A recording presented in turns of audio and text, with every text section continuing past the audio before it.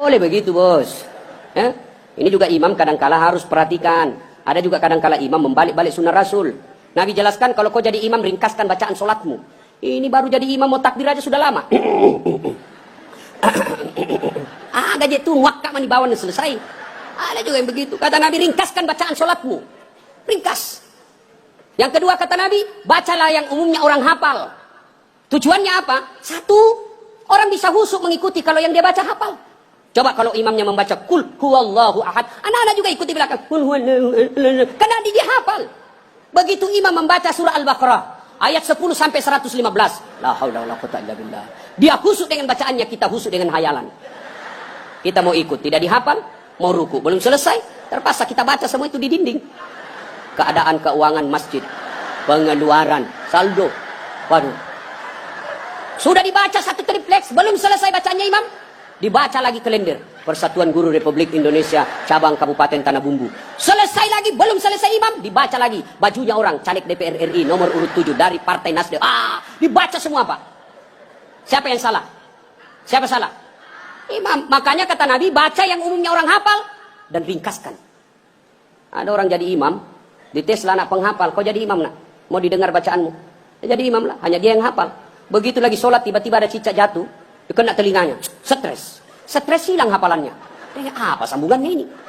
Dia lupa betul, hening satu masjid. Tiba-tiba imam berkata, tolong bantu di belakang. Dia bilang di belakang, saya juga tidak tahu. Tiba-tiba berteriak, kalau begitu ya sudah, Allahu Akbar. Memangnya anggota DPR. Saya punya pengalaman ini Pak, waktu saya kecil di kampung SMP saya waktu itu sholat asar, lama sekali imam sujud. Kenapa lama betul ini imam sujud? Ada apa ini? Tiba-tiba ada kawan saya nakal, diangkat kepalanya. Wih, hilang imam. Ternyata yang ditunggu sudah keluar. Dia keluar dari pintu samping. Kacau sholat.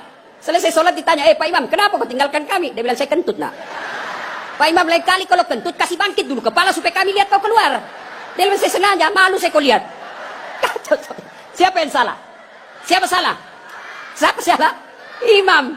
Makanya hati-hati milih imam. Ya, ada lagi kejadian ini waktu saya kuliah, KKN. Belum jadi ustadz saya waktu itu. Wih, ada kawan saya, dia pakai baju gamis. Wah, saya bilang pasti anak pesantren.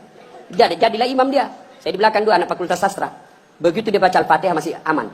Dia baca Al-Kafirun dalam hatiku, cari penyakit ini orang ini. Bener, dia baca enggak mau sampai. Wala antum abiduna ma a'bud wala ana abidu ma abattum wala antum abiduna ma a'bud wala ana abidu ma wala antum taputar. Temanku jengkel dia ada sastra. Kenapa itu taputar-putar? Lah sudah ini juga saya pikir. Kacau sholat. Makanya kalau imam salah, kacau jamaah kita. Makanya hati-hati milih imam. Kata Nabi, milih imam itu tidak boleh sembarang. Jamaah makmum boleh, mulai dari orang waras sampai orang gila boleh jadi makmum. Mulai dari orang belum balik sampai dewasa boleh jadi makmum. Tapi imam tidak boleh. Kenapa? Salah imam, salah kalian. Jamaah. 2020 Tanah Bumbu akan milih imam. Bupati. Salah milih imam, salah kalian, menderita kalian di kabupaten ini. Maka hati-hati milih imam. Pun kita jadi makmum juga tidak boleh sembarang. Harus ada etikanya. Jadi makmum kata Nabi, kalau kau ke masjid sikat gigi dulu, terutama kalau subuh. Bayangkan kalau kita tidak sholat, tidak sikat gigi, tidur semalaman, orang di samping kita balik kanan, kita balik kiri menguap. Sampai meninggal diingatnya itu, busuk mulutnya itu. Sudah sikat gigi. Apalagi, kalau kau jadi makmum, jangan kau merasa kaulah yang paling soleh dalam masjid itu. Ada juga orang takbir itu kayak mau digigit, kita punya telinga. Cool man. Baca Al-Fatihah kayak dia ada di telinga sampingnya. Pada cengi capo. Hanya ganggu ki. Ada lagi apa? Itu kaki. Kaki juga itu kadang-kala mengganggu. Kita kasih pindah, dikasih pindah lagi kakinya. Kasih pindah, dikasih pindah lagi. Saya jengkel, saya injak. Selesai salat. Ustaz, kenapa kau ganggu saya? Makanya adik-adik, kalau mau saya tanya, kenapa kau kasih pindah-pindah kakimu? Kau ganggu saya? Dia bilang supaya rapat saf. Bos, sini. Kalau mau rapat safmu bukan jari-jari kaki yang kau tempel. Tapi apa? Bahumu atau siku. Kalau siku rapat, pasti saf rapat. Tidak ada orang sholat begini. Tapi kalau kakimu rapat, safmu longgar. Ya. Ada lagi, selesai sholat yang paling menjengkelkan itu. Selesai sholat, dia ambil saf paling depan, belakangnya imam. Begitu, assalamualaikum, langsung lompat. Mau lihat, tidak jabat tangan, tidak langkai orang, itu kurang adab kalian. Kalau kalian tidak mau doa bersama, tidak mau jabat tangan selesai sholat, ya sudah di belakang kau duduk. Supaya kau tidak ganggu orang. Ingat adik-adik sekalian ini, yang baru belajar agama. Puncak dari semua ilmu adab. Rasulullah ditanya, ya Rasulullah, untuk apa Rasul diutus ke muka bumi? Mencerdaskan kehidupan bangsa? Bukan. Mengangkat harkat dan martabat? Bukan. Apa? Liutammima makarimal akhlak. Memperbaiki akhlak manusia. Ini kita berbeda mazhab, saling mengkafirkan. Saling menghina. Zaman sekarang aja ini kita ribut-ribut sesama muslim. Dulu tahun 90-an, kita kalau sholat subuh, Allahu Akbar. Di samping kita tidak kunut, dalam hati saja, oh Muhammadiyah. Selesai. Allahu Akbar. Tidak kunut, Muhammadiyah berarti ini. Itu aja dia. Sekarang saya pun dimaki-maki di Facebook. Apa kau Ustaz? Bicara-bicara sunnah. Baru kau tidak pelihara sunnah. Kenapa kau tuduh saya tidak pelihara sunnah? Buktinya kau tidak pelihara jenggot. Ya mau diapa kalau tidak mau tumbuh? Saya sudah kasih minyak, tidak tumbuh-tumbuh. Malah marah istri saya. Ini Ustaz kasih kotor-kotor bantal. Kasih minyak nih Bu. Ya. Nah saudara-saudara sekalian. Ini golongan. Maka sebelum wafat. Minta maaf lah. Orang-orang yang pernah kita sakiti. Kalau ada berkaitan dengan barang, kembalikan. Ibu-ibu yang pernah ngambil sendoknya orang ketika pengantin, kasih kembali. Karena ada juga itu ibu-ibu Columbus. Tahu Columbus? Kelompok ibu-ibu pembungkus. Kalau ada pengantin dia bungkus semua kuat. Yang ketiga, penyesalan kata Nabi, yaitu mereka yang tidak menjawab salat, azan salat ketika azan berkumandang. Puasa, haji, zakat, sedekah, semuanya akan sia-sia ketika tidak mendirikan salat. Adik-adik, kalian tidak usah malu kalau kalian tidak jadi pegawai negeri. Ibu-ibu, kalian tidak usah cemas dan merasa malu kalau sampai sekarang ini masih ngontrak-ngontrak rumah. Tapi malu dan cemaslah ketika sudah dewasa seperti ini, belum mendirikan sholat dengan sebaik-baiknya. Kalau sholat kita insya Allah baik, maka hidup kita akan diperbaiki oleh Allah Subhanahu Wa Taala. Kalau sholat kita bagus, Allah yang akan menyelesaikan semuanya. Di dunia ini tidak ada orang tidak punya masalah. Semua kita punya masalah. Pasti. Jangankan kita, Nabi ada masalahnya. Beliau masih dalam kandungan sudah wafat. Bapak beliau. Baru 4 hari setelah lahir, diambil sama ibu susunya. 4 tahun usia beliau, baru diambil kembali Siti Aminah. 6 tahun meninggal lagi ibu beliau, yatim piatu. 8 tahun meninggal lagi kakek beliau, diambil oleh pamannya. 12 tahun sudah ikut perang. Makin ke sana, makin banyak tantangan. Diusir dari kampung halamannya. Dan siapa yang mengusirnya? Bukan orang lain. Siapa? Pamannya sendiri.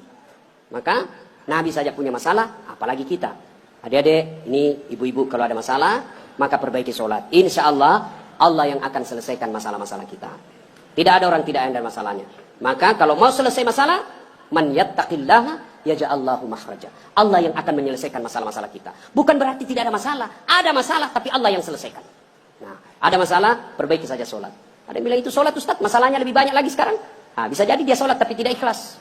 Hayya 'alas sholat, asar lagi. Padahal barusan kita sholat duhur, aku tidak ikhlas. Saya sholat Ustaz, betul kau sholat, tidak ikhlas. Mana buktinya? Pakaian seada-adanya. Malah ada ibu-ibu yang tanya, Ustaz, bolehkah orang sholat itu tidak pakai BH? Kenapa bisa Bu? Panas sih Ustaz, tidak ada AC, tidak ada kipas angin. Kita baru pulang pasar. Boleh, tapi apa itu beradab? Ibu-ibu pergi ketemu gubernur tapi tidak pakai BH, boleh kan? Tidak Pak Gubernur. Mohon maaf ini Pak Gubernur. Coba. Ayo. Saya sholat Ustaz, betul kau sholat tapi main-main. Allah. Wa kana abudu ya Kristus. Ini serang. Datang lagi. Siapa ngajar sholat begitu bos? Ada juga orang sholat kayak ditiup angin. Ada lebih parah Allah. Siapa ajar kau sholat pakai keju-keju?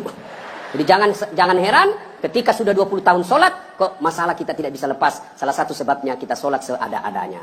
Bapak saudara-saudara sekalian, tepat tanggal 12 Rabiul Awal, tahun ke-11 Hijriah, Rasulullah SAW demam. Lalu Allah perintahkan kepada malaikat Jibril. Jibril, kau turun, panggil 3 malaikat. 2 malaikat, Israel, Israfil, Mikail. Kau turun 4 malaikat. Sampaikan kepada Muhammad, Allah perintahkan saya menjemputmu dengan catatan tanya dulu. Kalau dia sudah mau, cabut nyawanya. Kalau belum, tunda sampai mau. Turun, malaikat. Langit pertama, langit ke-7 masih berempat. Jibril, Mikail, Israel, Israfil. Langit ke-6 sampai ke-2 masih berempat. Di langit pertama, Jibril berkata, malaikat pencabut nyawa saya tidak bertugas. Kau saja yang turun, jemput Nabi Muhammad. Tapi kata malaikat pencabut nyawa, tapi selama ini kamu yang ketemu. Kamu kan chase-nya. Kamu sahabatnya. Kau turunlah. Saya tunggu kau saja di sini. Turun, malaikat pencabut nyawa. Depan rumah Nabi ketuk pintu. Assalamualaikum warahmatullahi wabarakatuh ya Rasulullah.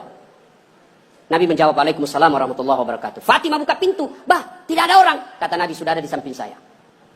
Kata malaikat pencabut nyawa, ya Muhammad, hari ini saya diperintah untuk mencabut nyawamu apabila kau mau. Menurutmu bagaimana? Kira-kira kalau Pak Cuncun ditanya ini apa jawabannya, bos?